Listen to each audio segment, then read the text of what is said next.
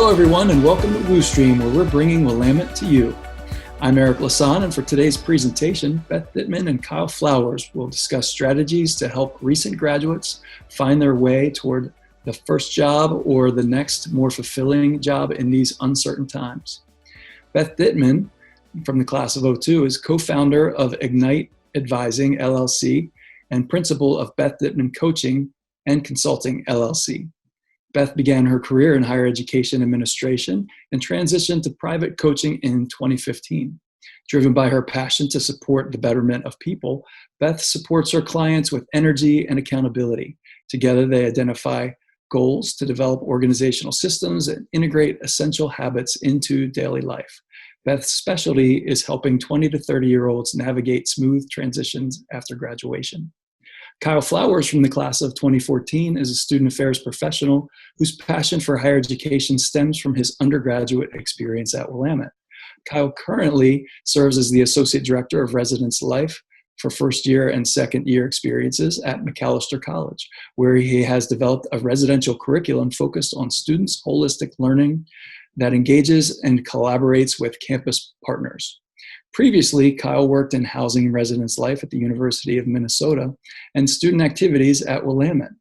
Kyle earned his master's degree in college student services administration from Oregon State University and majored in economics and minored in art history at Willamette. In his personal life, Kyle enjoys spending time outdoors and is currently training for a new milestone in his life, a virtual marathon. Mm-hmm. Thanks so much for joining us today, Beth and Kyle. How are you this evening?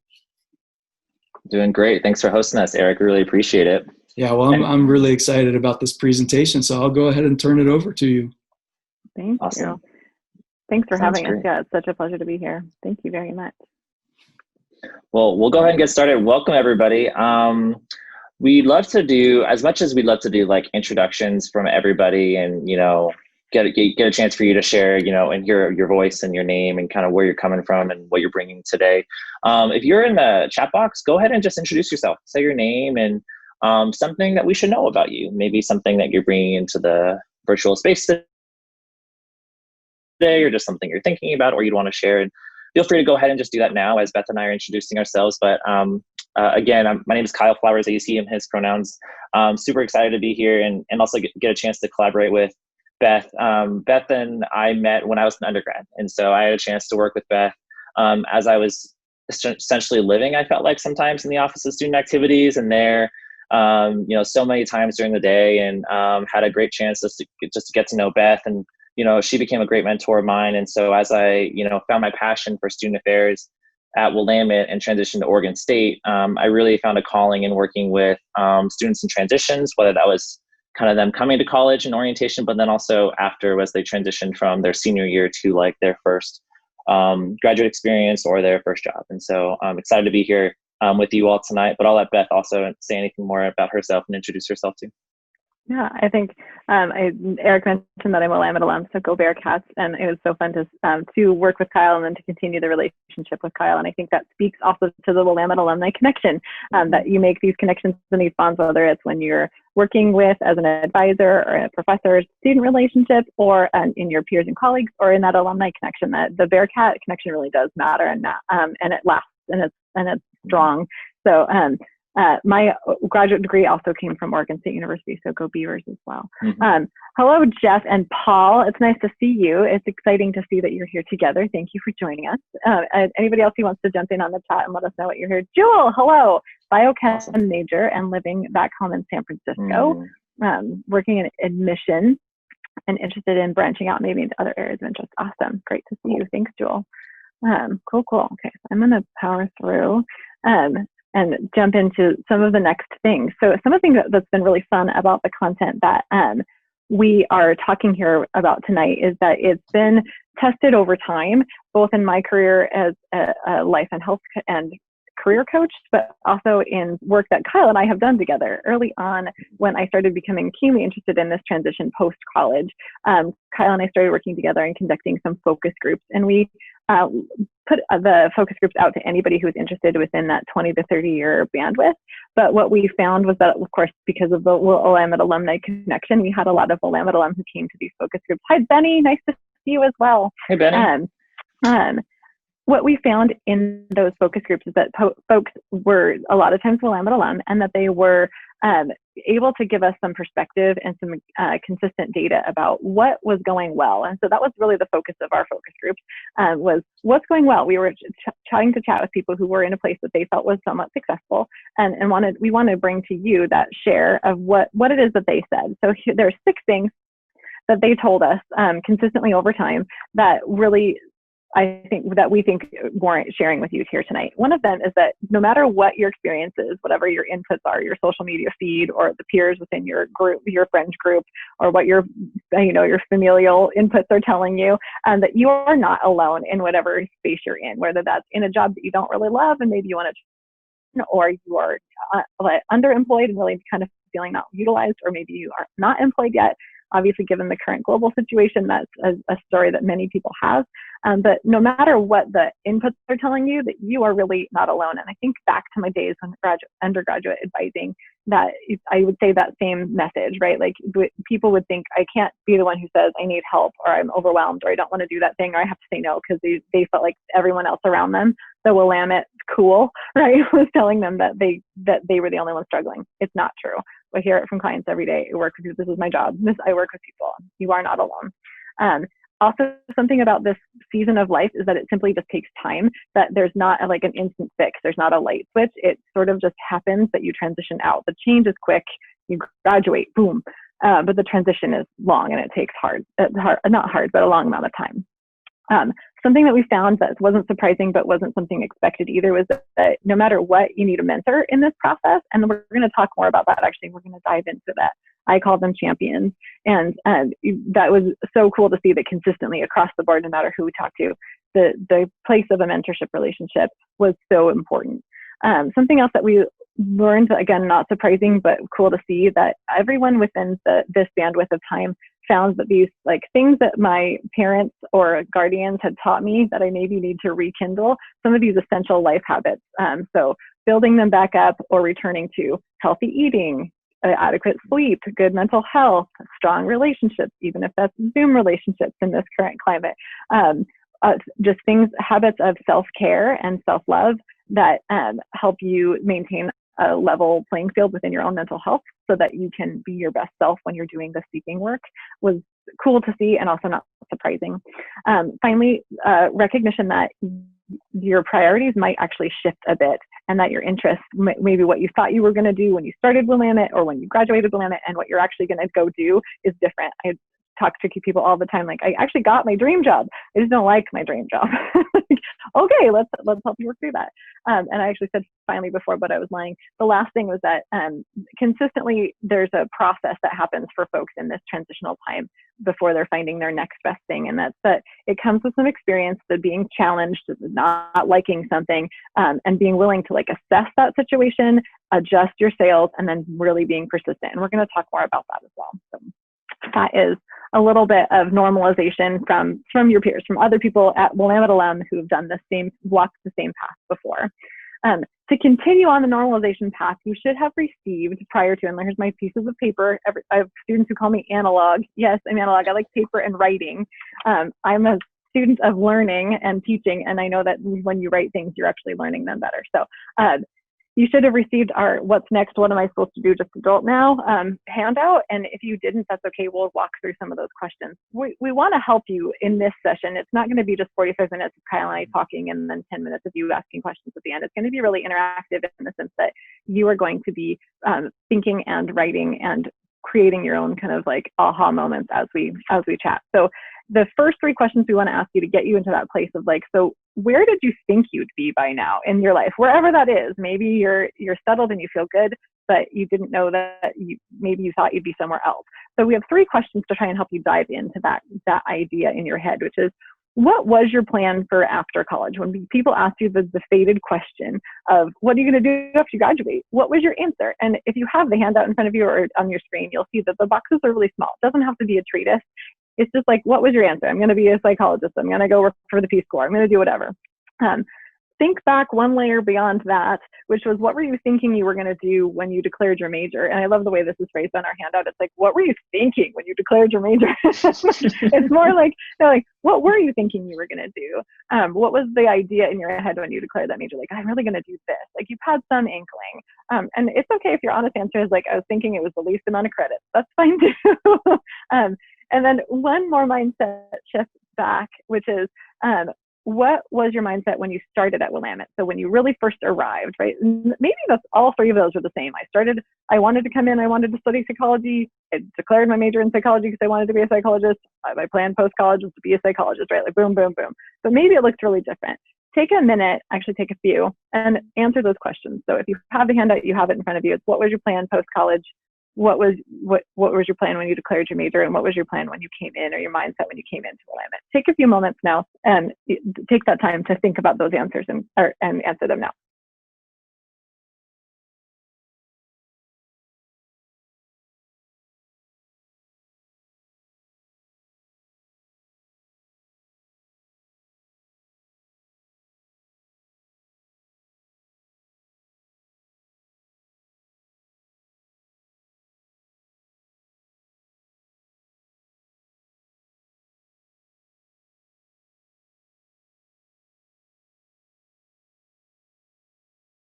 In a longer situation within my coaching community, I have people share and talk, and we develop relationships.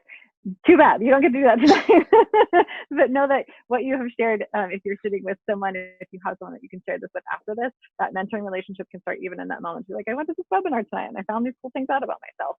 Know that we're going to continue to layer, that this process is a process of self-discovery from core out and from outside in. So a word of caution to you as, look at that finger wag, sorry, I'll put that away. A word of caution to you as you think about those answers, though, as we talked about, right? What was the post-graduation experience for you? What is it that you thought you were going to be doing? Notice how we didn't have that talking about what is it that you think other people are doing, or what is it that you think other people think you should be doing? It's really easy in these places where we're trying to do discernment, because this is basic discernment 101 of like, what is it that you thought you were going to do? To get caught up in seeing and thinking about what you think you're supposed to be doing, or what you think other people are doing. And as we already said, especially in this day and age, especially this generation, and especially the way technology has infiltrated our lives currently, it's really easy to get caught up into that comparison cycle when that's not really the way to get at who you are and what you want. It's thinking really at its core about what it is that you are and what you want in this experience. Kyle, go for it. Tag. Yeah. So as we do exactly that, we continue to think about who we are and reflect and start thinking about, again, how we entered college and what those reflections and thoughts were. We also want to challenge you to think about, like, where are you actually? So now you've thought about kind of where you were, and now we want you to start reflecting and practicing that discernment again, and start reflecting on where you actually are. And this is hard to sometimes answer. I know for myself, it's difficult to do that objectively and really take a step back and think about that from more of like a higher level and where you're at. But again, as Beth outlined, the session is intended to help you start having these immediate reflections and actually writing some of these things down. And so on that same resource sheet that Beth had you start answering some of these questions on, we're going to have you challenge into the next section, which is that where are you actually? So there's 4 questions on there. And what is something you feel proud of? What is something that is going on in your life, or something that you're excited about your job or your current state? What are you proud of right now? Start reflecting about that. And again, as Beth talked about earlier, these answers could just be a couple words. It could be a phrase. It could be a sentence, but jot some notes down. That second question, though, is what is something you feel energized by? And again, this could be something that as you're taking that step back and looking from a larger view, is something that's not work related, something that's personal related, something that you find yourself just getting super excited to do or participate in, and so start thinking about that question. The next one is, what is something that you're still navigating, right? Like something that is challenging, that you're working through, that's taking some bandwidth in your life that just needs more time, that you're working on. And again, that's okay, but just naming that is something that could be helpful in your discernment and your reflection practice too. But then the last question, again, as we start having you reflect in this area, is what is surprisingly hard about your age or your stage in your life right now? And that could be something that, is coming up just in life of COVID-19. That could also be something that came up in your life before this and is still very salient to your life right now. But I want you to start thinking about, again, that's something that's challenging, that's hard for your age or stage right now. So go ahead and keep reflecting on that. I'll also have a caution at the end of the little reflection for this section, but I'll give you a couple minutes and then we'll come back and I'll add a couple more things before we transition on.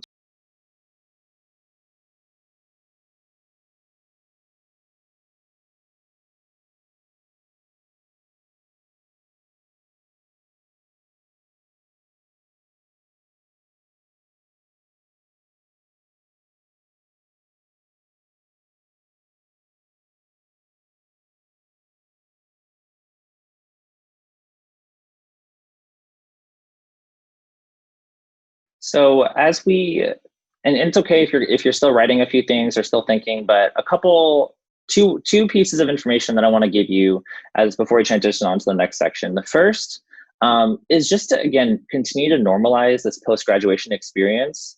About 53% of college grads are actually like unemployed and they can't find a job and they don't have that next step figured out. And it usually takes 3 to 6 months for them to get that first job. And so if you're somebody, currently watching the webinar, or if you're watching the recording and you're just graduated and you're concerned and scared, and that's okay. And I want you to know that you're not alone, right? Going back to what Beth shared earlier, that's a very common experience. And there's a lot of college grads who are in that place as well. The second piece is that we would love, I'll speak for myself, I would love to talk about generational norms. I kind of geek out on some of this a little bit. And just knowing that the experiences that you bring as a post-college grad into the workforce are highly salient to your experience and have a huge part on your experience going to the job market. And there's so much about the generation that you have and the experiences that you bring as a person and how that could be different to what the norm is in the workplace. And so I just want to acknowledge that. I want to say there's a ton of research out there that talks about technology and the experience around development and the opportunities and experiences that somebody has had in a recent college graduate experience and how that relates to their employment and their first job. And so I just want to acknowledge that's a real thing. We'd love to spend and talk about that, but we don't have a lot of time to do that, unfortunately. But there's a lot of research out there that allows you to start thinking about that experience too. Kyle, or I would love to chat more with anybody who wants to talk generational norms. It's like, yeah, I could chat for hours. Yes. And Kyle, Absolutely. and I do sometimes. That's okay. Hold on, I want to get there we go. So where we've been so far tonight in our brief time together is we talked about where was it that you wanted to be, and then you've done a bit of assessment, right? We're in discernment 101, 201, right? And then thinking a bit about where you are now. There's a pivot now to this concept of now where am I going? What do I want to do next? And I think sometimes we can target too much on like the post grad. Like 53%, by the way, that statistic comes from pre-COVID, obviously, right? There's going to be even more of a delay, and that's just the truth. And it doesn't make it easier. It doesn't make your strife any less real. It's I think, again, it just helps ease the burden. Where you're going might also be that like you have a job, but you really want to transition. I work a lot with folks who have PhDs, but are also like, I don't know what I want to do when I grow up. And like, that's okay. That you're also okay if you're gainfully employed and you're in the middle of this life place, but you also want to transition. Like, this is a place for people who are seeking, and seeking happens multiple times in a person's life cycle. So what I often talk with people about, and if anybody was ever my student, so Eric, Kyle, you've heard this, that if you want a better answer, then you have to ask a better question. And this includes that of ourselves. So we're talking about discernment, we're moving to the 301 level now, right? We did 101 and 201. Now we're talking about getting to a place where you can ask better questions of yourself to try and really dig at some of the truths of you, so that you can figure out that path, that way forward to where it is that you really want to be. Because again, we can say like, well, what do you want to do? And where do you want to go? And these questions are like so easy, they sound ridiculous, right? Like, well, and sometimes our answers can be so clouded by what we have thought we expected of ourselves, or what the other people expect of ourselves, when really we can start to ask other questions around that central common theme and get to some really essential things. So you also, Jewel, this is the one I think you had, Beth's paper yet again, this is my freebie to you from my coaching library. These are my 14 favorites that you can, right now, if folks who are with us, go through these questions and choose your favorite and answer it, if you would.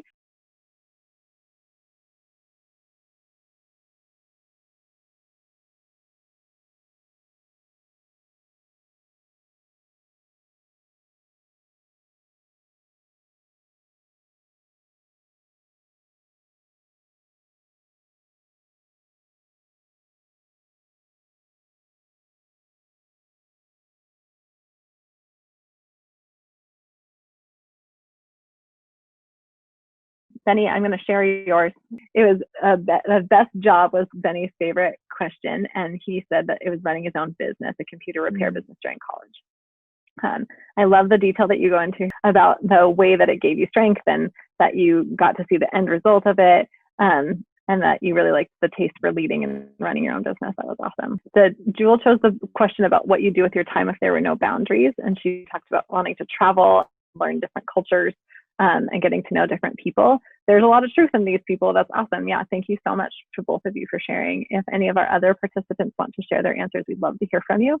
For sake of time, we will continue forging along as well. So if you feel free to put your answers in, we can come back to those. Again, whatever question speaks out to you early is great. There's a lot of truth in those answers that, again, with a supportive relationship, you could tease those out and find some other information about yourself as well. Take it away, Kyle.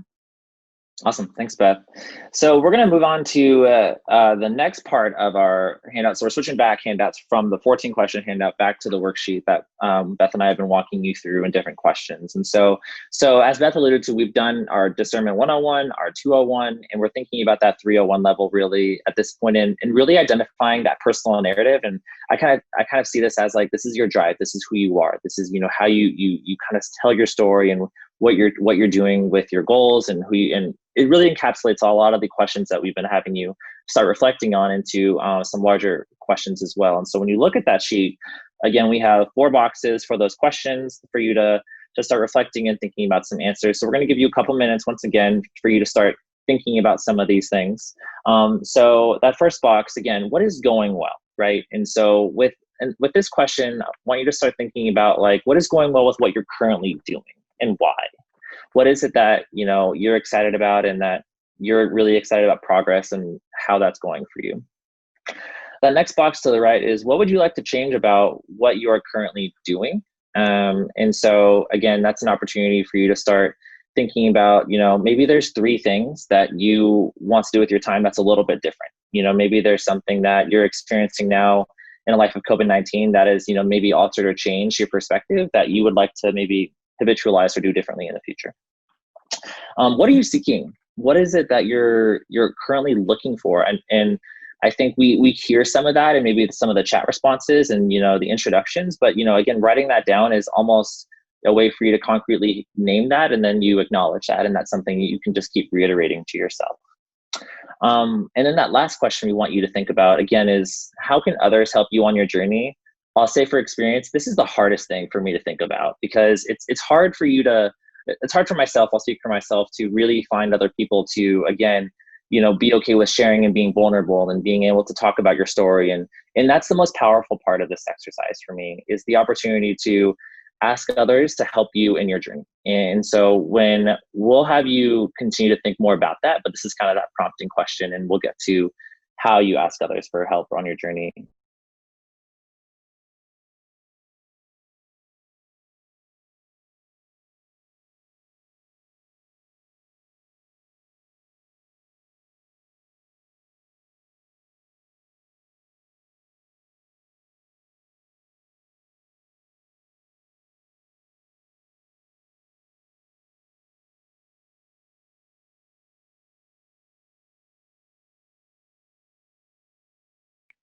So you where we've been so far, right? You're thinking about what is it that I wanted to do? Where am I actually? What are some things that are really good about me? What's my truth right now? And starting to craft this personal narrative. A reminder, just the caution, we keep having these cautionary tales. We're doing this all in hyperdrive, right? I run a coaching program that takes 14 weeks for us to get through most of this kind of thing. But you're quick studies. So take the pieces that you need. And also when you have places that feel like sticking points, like Kyle said, feel free to circle back to us. The next place is circling back to that concept that we talked about earlier when we were doing our initial research on this, is that folks identifying that a mentor, some version of a mentor was really helpful in their process and in their journey.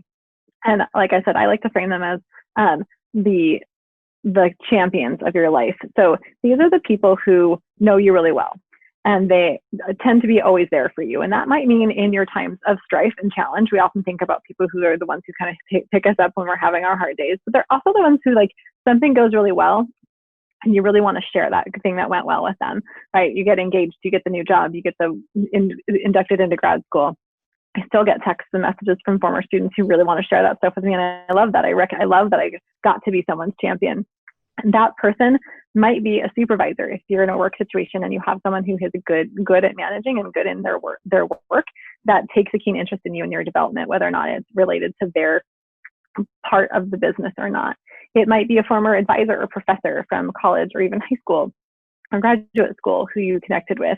It might be a former supervisor in a different line of work. It might be a family member or a friend. And again, it might be someone who you hire. It might be a coach. It might be a therapist. It's somebody who can help give you that 360-degree perspective. If you've ever watched any show where it's like, well, yeah, I just didn't know I had this blind spot, that's what we're talking about. Like, you can only see yourself from so many angles. And what we're going to be asking those people for, what we want you to seek them out for, is to give you some honest perspective. Why it's really important that we don't just go seeking honest perspective from just anybody. We're not looking for the people who are the most critical of you. We want the people who love you, but that will also be honest with you. Right. I often say, like, a lot of times when I work with clients and I give them this challenge, they're like, well, my mom, I'm like, yes, but as a mom, I can tell you I have a giant blind spot for my kids. So, like, I don't know that I have the best perspective. I'm a champion for sure, but I don't always have that full perspective. Go back to your action plan.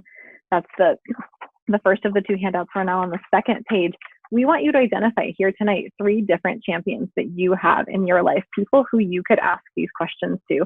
And on there, we give you some examples of the questions that you could ask them, but you know your own truth enough to know what questions are the things that you need to ask these people to start to dig even deeper at what is it that where is it that you need to be heading, or where is it that you might not be seeing things. So some of the questions to ask these people are similar to those.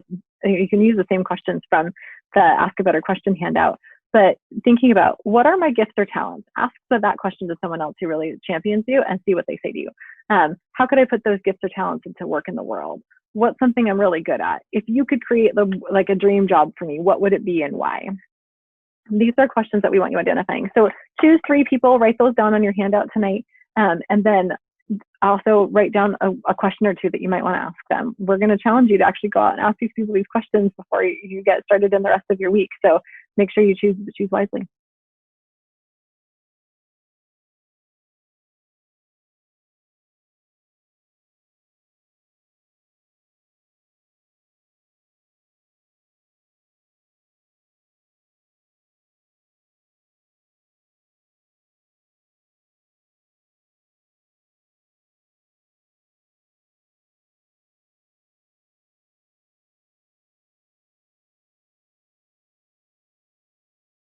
Okay.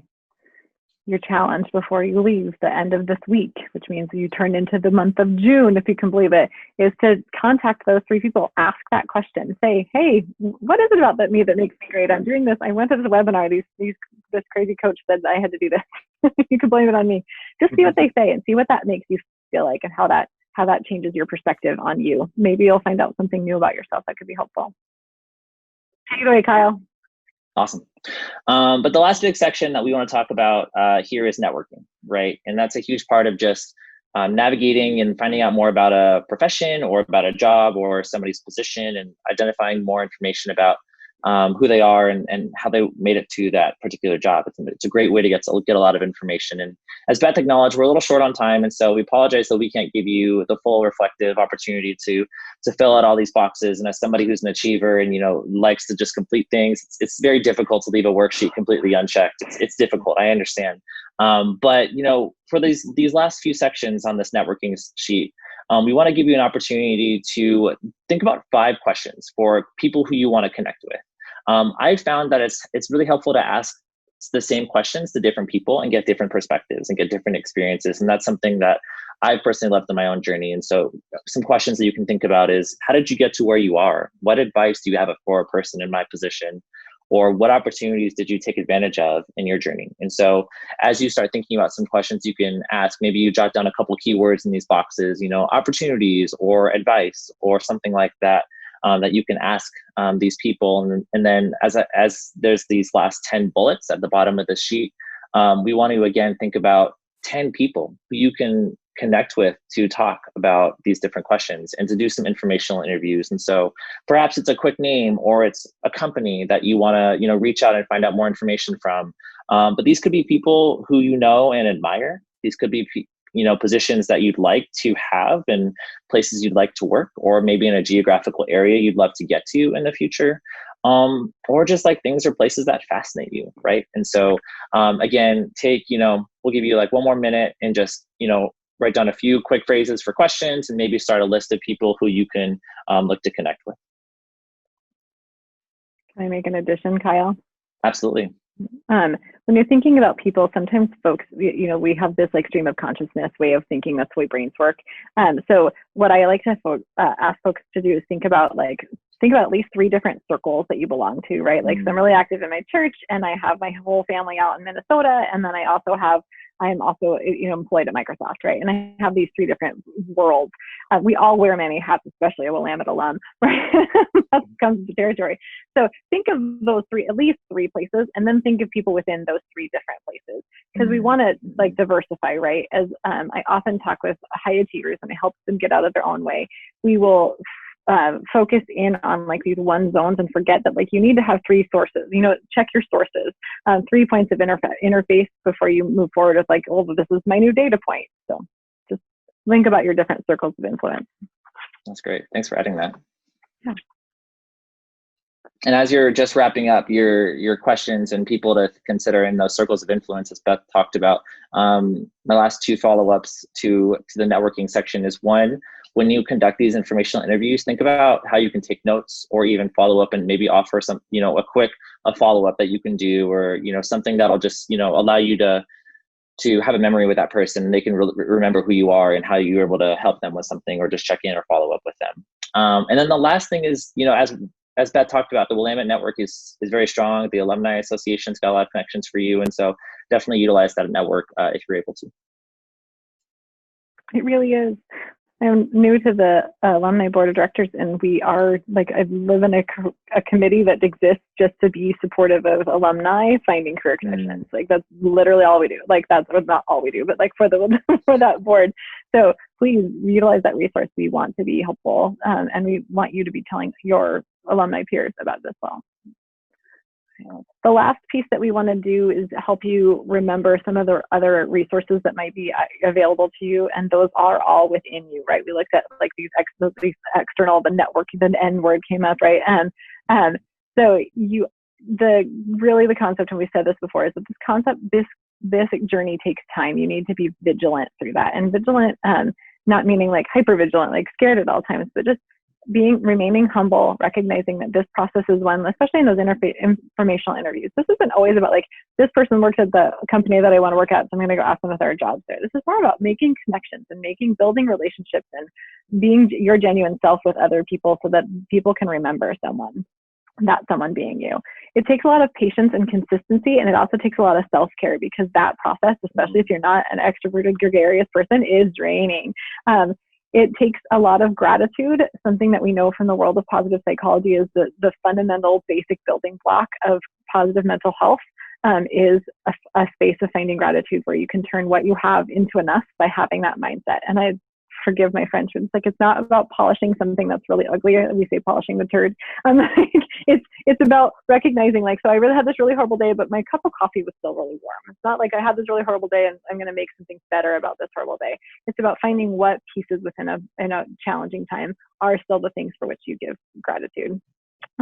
It's about having a plan, and that plan is not just the disorganized mess of things that you feel like you should do, but really like the structured order of it. And really the last resource is having some accountability, whether that's a mentor, a friend, a peer, a colleague, a family member, a coach, somebody who can help keep your toes on the line and keep your buns to the fire, so that you can keeping on with the plan that you made. So important. You know what you need to do, but it's about keeping yourself accountable along the way.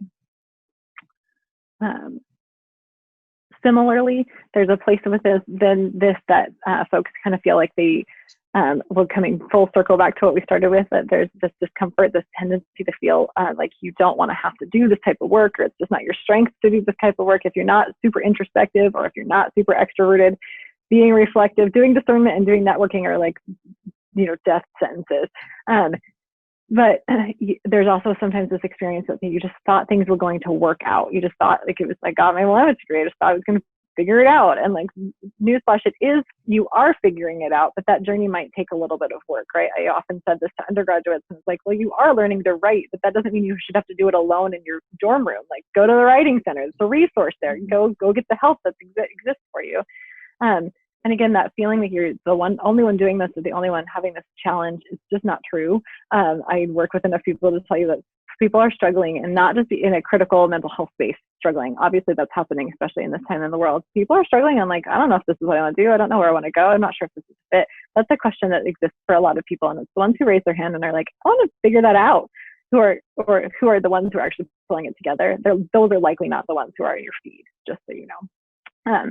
Once you create this narrative, you do that discernment and you kind of make those connections, share it honestly. Be okay with being a seeker. Be okay with being a person who is not lost, but very much wandering, and choosing the path, as you can see on our slide here, choosing which path you're going to go, because it really is up to you. You're going to be able to take advantage of your opportunities once you have your head clear on that, for sure. We will say our thank you, open things up for some questions as well. We also have a resources slide here, so anybody who's seeing this, these are all linked, different resources, things that we both like in terms of places to go, in terms of this discernment and this networking process. All right. Well, while we're waiting for questions to come in, I've been thinking, there's probably a good deal of folks who are home and they're, just out of school or given, in some other type of transition, and they're probably feeling kind of stuck. And I think you've given a nice variety of tools and some reflective, some good questions to ask, some leads toward really good resources. But are there, if you were to say, okay, well, here are your first 3 steps for folks who might just be feeling stuck and just needing a nudge in the right direction, what would be the first 3 steps that you would encourage them to take? That's a great question. Thanks, Eric. Kyle, do you have first thoughts? I always want to step up and step back. Sure. Yeah. I would say, I think the first thing is be okay with a little bit of uncertainty is the first thing that I would give advice to. And then the second thing I would say is find somebody who you can talk about your experience with. And Beth talked a lot about mentors and champions. And I think that's a great place. It could also be a roommate. It could also be just somebody who you're just living with, or a family member, whoever that might be. And I think the third thing I would say would be open to new possibilities as a piece of advice too. And I think Beth kind of wrapped up our session nicely with the, embracing discomfort. I think that's a huge part of this reflection and this work. But I think those are the 3 things that I would say. Those are great. I mirror all of those. I think that the place I would start is a quick assessment of what's going on in your actual life, and not necessarily in like the big picture, like where am I going and what's my career. Just like do a quick needs assessment around like how much are you sleeping, how much are you eating, right? Like are your basic needs, like go back to Maslow, like how much are your basic needs being met? Because we don't make good decisions when we're in a place of stress, and our world is all in the place of stress. People are all existing in a place of stress. And so what is your self-care habit? And not that needs to be that you're the picture perfect example of health and wellness, but just like, what could you do? What's the one thing that you could do to improve some self-care? So looking at those self-care routines, I think an assessment of what is it that is going on in your life outside of the self-care piece of like, so what is it? What do you have?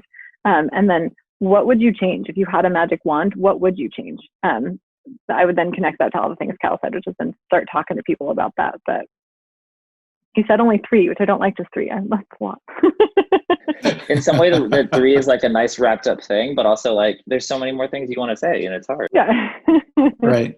Just to get started, right? And then jump into all those other steps that you've given us this evening. Looks like some questions have come in. Do you want me to read them, or you want to read them?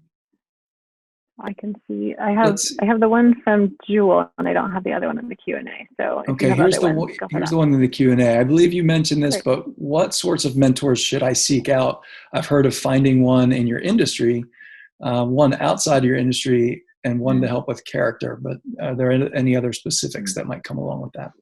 I think that we start with, is your industry the one you want to be in? Because it'd be great if you're in your industry. I think I will always go back to finding a mentor as somebody who champions you, who is a person who you can go to. And who isn't always just going to fluff you up, but who will give you honest feedback. So Yes. I don't know if that's the one for character or not, because I think that person could exist in any of those different arenas. Certainly having a mentor who's, the person who you go to for, if you're a new parent, right? Like that might not be the person who's in your career path. They might not go together. But I don't think that there's a magic number of them. I think it's figuring out where are the pieces of your identity that you're trying to build and who are the people who you're connected to there. Because it actually might be that your mentor is a person who's not anywhere related to that, but that's a person who just will give it to you straight and send you on your path in the right way. Yeah. Any thoughts, Kyle? And I was going to say something very similarly. I think what I'll add to you is if you're finding 2 or 3 different mentors, I think trying to find mentors who are different and can bring different things to your, whether it's your skill set or it's that, feedback that Beth talked about. I think if you find mentors who are going to be able to provide and push you and celebrate you in different ways, I think it's only going to enrich your growth more. Sometimes the best way to do it too is like a champion is someone who, when they give you their feedback, you don't always like. I know there's this one person in my life that is like, I ask her if the feedback and I'm always going to dislike it the first. It's not because it's mean, but it's like it's the honest truth, and it's like I'm always going to like. So the person who you're like, that's right, okay, yeah, you're right. So it's like good harbinger. We have a question from Jewel. I think this is probably best handled by Eric, actually. If I wanted to reach out to alumni near me or alumni in general, how would I go about doing that? I can't always attend an annual event for Willamette every year, but I'm wondering how the free networking events work. All right. Well, yes, there are so many ways to connect with us. For a longer conversation, I would love to hop on the phone and have a follow up and explain some of this.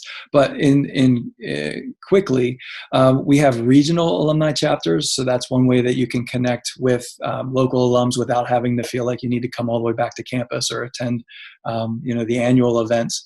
In your different regional chapters, there are typically 2 or 3 events in a season. And we're also always looking for additional volunteers who might want to help organize more events along those lines as well. And we try to have a variety of events that are networking events and other ways of connecting. We also like to encourage alumni to make sure and know about the Willamette alumni subset on LinkedIn. There's a group on LinkedIn of Willamette alums. Also, just by going back through the alumni portal, you can also search out Willamette alums that way. We also have a feature called Switchboard, and you can connect to that feature through the alumni website just by going to willamette.edu. And so if you access Switchboard, that's a really simple, kind of like a Craigslist for Willamette alums in the Willamette community, but it's a lot less complicated than Craigslist. It's got an offer feature and an ask feature. So if you're looking for informational interviews, or you're looking for internships, or you're looking to connect with people in certain industries, that's another quick way to be able to do that.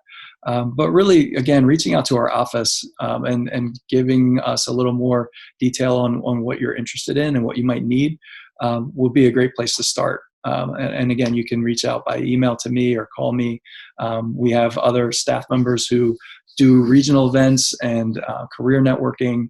And so we're all here for you, and we want to connect you to the greater community as good as possible. The last thing I'll say is just make sure that you have an updated email address with us, because we are constantly sending out email to our alumni, and some alums are afraid to give us their current email address because they're worried about lots of fundraising solicitations. Well, those are some of the emails that you would get, but you would also get email about what's going on, what's going on in the alumni communities and the alumni network, all the different ways there are to connect with us and to connect with each other. So please do tune into all those things, as well as invitations for all the regional events that are happening all across the country. So don't ever feel like you have to come back to campus in order to connect with your fellow alumni. Mm-hmm. And I did see one other question that I want to make sure we get a chance to talk about before we run out of time here. So there's a question: do you have suggestions for how to reconnect with a mentor who you haven't talked to in a while, or who comes from a previous life? It's a great question. Beth, I'd love to hear your thoughts too, but I think I'll say initially, if it was somebody who I hadn't talked to in months or years, or however long it might have been, I think I'd always start off, whether it was an email or a phone call. I'd say probably email for me if I had their email, just to follow up and share a little bit about who I am in my life and where I'm at and what I'm looking for right now. And just saying, hey, you are somebody who I'm looking to reconnect with, and here's why, and insert a little bit of context for that. And I think that would allow that person receiving that invitation, to feel valued and just like, hey, yeah, I think this is a place that can be helpful or could offer some advice to. And so that's something I think I would suggest, and just sharing a little bit about where you are and what you're looking for and how that person can help. Yeah, I echo all that. I think that there also is that need to remember that sometimes people are worried, like, well, I have to show up to like shiny, like all pulled together. I need to I can't go back to my former life and be like, well, I'm still seeking. Like, no, I think starting with the things that are going well. Like, again, these questions are good, people. No, you start with like, hey, this is what's going on with my life. It's going really well. I'm excited about this. I remember you, or I really valued X about you. It's not like paving the way with compliments is a bad thing. We don't want to overdo it, but just saying this is why I'm reaching out. I remember you being a person who X in my life, whatever it was. Mm-hmm. And I'm honestly would love to reconnect because I still have some questions where I'd love your feedback on X, Y, or Z. That context really helps. And I'd say starting with an electronic communication is great, but especially in this day and age, picking up the phone and actually making a phone call if you have this person's contact information makes a huge impact for me. I value that deeply when someone's like, can we chat? Yeah, let's actually take the time to make a human connection instead of just interacting.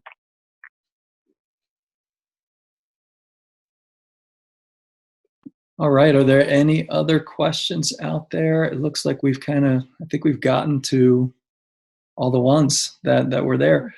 Are there any final thoughts that you would want to leave your audience with? I know that you've made yourselves available several times, but I think that's one of the most important things. I love that you're willing to have people follow up with you. Absolutely. No, I would just say that you're supposed to adult now, and adulting doesn't look like you thought it was going to. So it's okay to have questions and need help, and to be constantly looking around the room for the adultier adult in it, because that's pretty much how this goes. It's the big dark secret of adults that they didn't tell you. All right. Well, thanks very much, Beth and Kyle, for this excellent and engaging presentation. Hopefully our audience enjoyed and learned from this presentation as much as I did. Speaking of our audience, thanks for joining us today. If you enjoyed this presentation, stay tuned as we'll be adding new content weekly. Please share your feedback with us and send suggestions for additional content to alumni@willamette.edu. And a big heartfelt thanks again, Beth and Kyle. And take care, everyone. Thanks so much for joining us. Thank you.